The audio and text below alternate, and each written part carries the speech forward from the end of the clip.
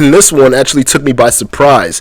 So the Pentagon recently came out and admitted that they have discovered vehicles that they themselves admit was not made on this planet, or materials not from this planet. So we're gonna get into that story. But before we do, those of you guys who are just tuning in, go ahead and head over to our YouTube channel, Deviant Core Podcast. Subscribe, like the page, like the video. Also go over to our Facebook to get access to more of these clips, to get access to more of these full-length podcasts. Go ahead and like our page, follow it, and join our group, the Deviant Core Podcast. Let's get started. So Pentagon has off-world vehicles not met on this earth. Or at least they admit that they have off-world vehicles. So they've basically admitted that UFOs are a thing. First of all, I don't know why this isn't a bigger story than what it is right now. And it goes to show you how basically distracted we all are. So what better time not to release it right now while everyone's not paying attention? Tell everyone there's aliens. Aliens exist. Well, now, time out. Before we get into this article, it doesn't necessarily mean that aliens exist. UFOs can just be anything that people can't identify. It's an unidentified flying object. So, for instance, China could make like a weird ass spaceship, and we can see it, and we wouldn't know what it is. That's considered a UFO. So, very well, what they're calling UFOs might actually just be vehicles that we're not familiar with, made by other countries, or aliens. So let's get in.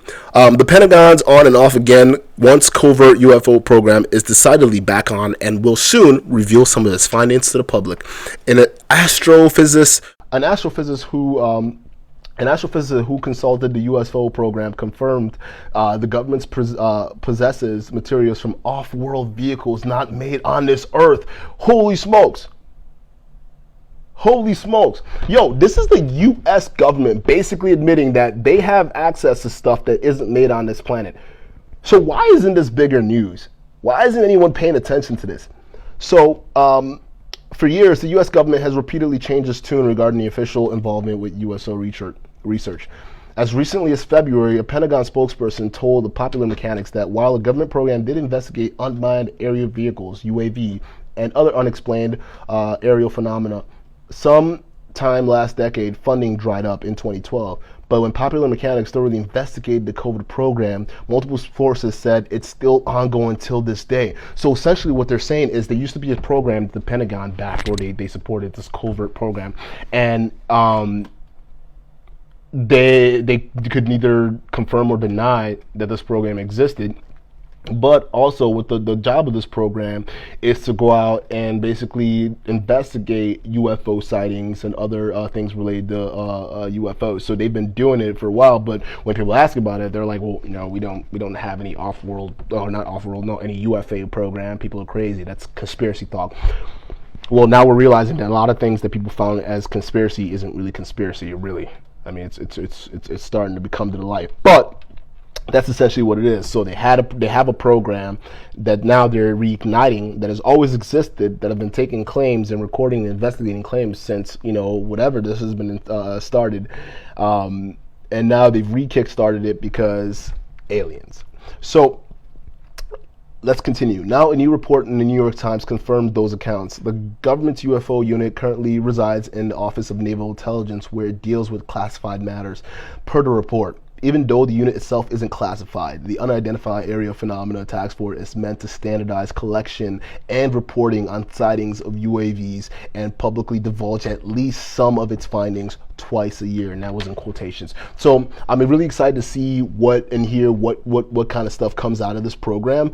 I'm surprised it's not bigger news. I mean, but what is a better way than to release it now, where everyone's distracted, everyone's paying attention to things that realistically they shouldn't be paying attention to, right? Because some of the stuff that's going on that we're all paying attention to, the way I see it, majority of it is a distraction. Majority of it is a distraction from stories like this. If you think back 30 years ago and you say, hey, look, the U.S. government came out and said, we found vehicles not made on this planet. How do you think those people would react? Of course, that's huge. Aliens? What? That's a bigger story. People wouldn't really give a shit about what's going on right now. They wouldn't even really give a shit about politics. All that's going to be by the wayside. For Pete's sakes, we have aliens.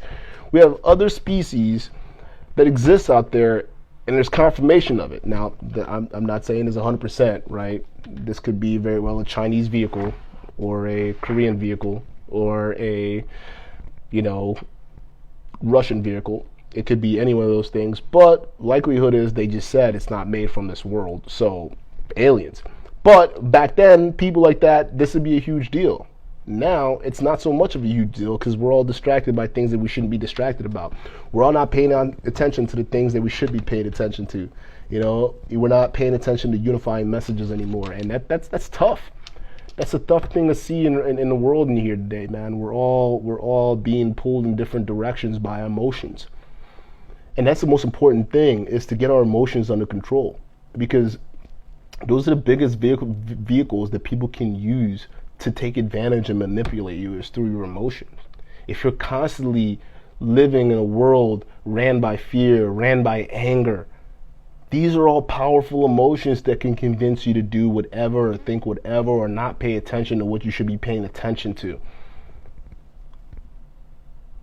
And a lot of us, what we should be paying attention to is ourselves, where we're going, what we want out of our lives, what we want out of our loved ones, what we want for our loved ones, our community. But we're not doing that today. We're focused on things today that don't matter. This story itself could very well be a distraction, right? It could very well be a distraction, because think about what's going on right now. We got people who are out in the streets. We got the economy tanking. We got people who are angry, who are frustrated. Why not release something conveniently, something as big as the potential for aliens, right? Because at this point, I wouldn't be surprised if the government or aspects or members of the government are trying to find ways to get the pressure off of them, right? To get people the attention off of them. We got nothing else to focus on but politics and all this other stuff going on right now, because no one else is watching sports, no one else is doing anything. We don't have any of that right now, so people have no other choice but to focus on what's going on. And they don't want that, because people are angry about what's going on. People hate what's going on right now, and they got their eyes set on the people in charge, and the people in charge don't like that. So what do? Aliens. That's what they do. It's crazy, man. We got to get out of this mode that we're in right now. I know it's a stressful situation. A lot of us are going under hard times, and there are going to be hard times to come. But when we talk about life being a series of levels, it being a game with a series of levels, this is another level we're working on. And we talk about that level at the end of it, the boss being our mind. This is what I'm talking about. We are not paying attention to the boss that we have to face, which is ourselves. We're paying attention. We're letting this world pull us in all different directions that we shouldn't be pulled into. We should be paying attention to the real story, the real truth, but we can't, because we're being pulled off of what we should be. We're letting ourselves fall victims to our own emotions, what we feel, how we feel, and to not respond to what is going on or pay attention to what's going on, because I believe there are bigger things at play than what we see here, and it's going to play out throughout the rest of 2020 if you really think about it. Because what people often forget to admit to as well, or even just forget plainly, is that we're still in an election year, right? A lot of things are riding on November. A lot of big things. Whether you're still going to have a country or not probably still rides on November. Whether you're going to have access to the resources to feed your family, your loved ones, to take care of them, that all holds up on November. The fact that the markets are the way they are right now, it's all due to November. Who's going to take the throne in November? And we often forget that. So we often also forget, because the stakes are that high, there are going to be a lot of games played to make sure that people stay in their respective spots. And these are the things that we got to be paying attention to, folks. Because a lot of times when we really take ourselves out of that emotional problem, out of the emotional cloud that we find ourselves in, or we get coaxed into being into, as soon as we get out of that problem, we realize that a lot of us, we all agree on the same thing. We really do. We all want the same thing, similar things. We just don't have access to getting there. And the reason why we don't have access to getting there, because there's certain people that some of us, we got to take responsibility to, put in charge, that don't have our best interest at heart. And we got to take that responsibility too. Because we play a huge role in that. But that's one of the things that we have to start seriously considering. Hey, we got to start making some serious changes soon. Because if we don't, we got to get some weird things coming down the pipeline. And some of those things are probably going to be worse than what we're dealing with right now. So what can we do? What kind of action can we take right now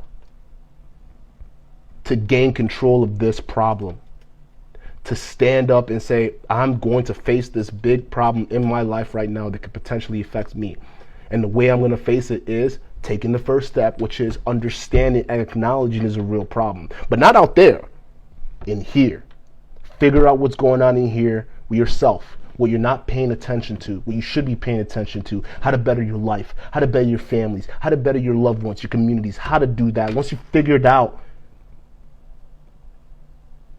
that, and you figured out why you wake up in the morning, why you get out of bed to even do that, then, and only then will you have the tools to take on the bigger pressing problems in your life. Ladies and gentlemen, that concludes our first ever episode of the Deviant Core Podcast. Holy smokes!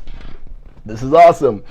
For those of you guys who are watching or watch all the way to the end, thank you so much. I appreciate it. Head on over to our Facebook page, the Deviant Core Podcast, and like it, follow our group to get access to these full-length podcast clips and videos, and also head on over to our YouTube page channels for those guys who want to view the podcast on video. Head on over to our YouTube page, the Deviant Core Podcast, and go ahead and subscribe to get access to whenever these clips drop or whenever the full-length podcast videos drop too as well. Also head over to our website, deviantcore.com or the deviantcorepodcast.com. We own both. And go ahead and support us in any way you could, sharing the videos, watching the videos, liking the videos.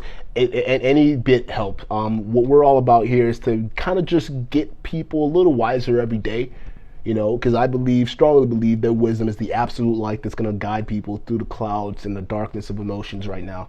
And it's going to get us to where we need to be. Strongly believe that. That's why we do what we do. That's what we hear. And thank you guys for tuning into the first ever episode. And we'll be back for more. Take it easy, folks. Bye-bye.